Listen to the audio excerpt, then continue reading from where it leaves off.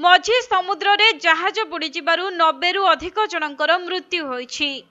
तेबे प्राय 130 जन मत्स्यजीवी को नहीं जहाजटी नाम्बुलारे थिबा एक द्वीप को जाउथिला, किंतु जहाजटी भारसाम्य हराई पानी भितरे अलटी पड़िबारु 90 रु अधिक जनकर मृत्यु होईछि, जहाकी वर्तमान पर्यंत 91 जन लोक प्राण हराइथिबा सूचना रहिछि। तेबे मृतकंक मध्यरे अनेक शिशु थिबा मध्य जଣା पड़िछि। मिलिथिबा सूचना अनुसार कलेरा व्यापुथिबारु अनेक लोक देश छाड़ी चली जाउथिले।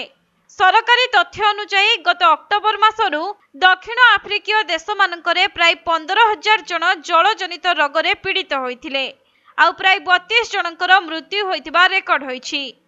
तेबे एही मामला गुड़िकर 1/3 नाम्बुला प्रदेश रे ही देखिबाकु मिलिछि। तेणु बहु संख्यक लोक एही अंचल छाड़ी चली जाउछन्ति।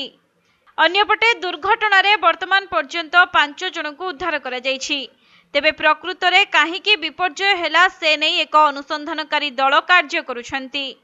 आ उद्धार करा जाइथिबा 5 जनक मध्यरु 2 जनक अवस्था संकटापन्न थिबा जଣା पड़िछि।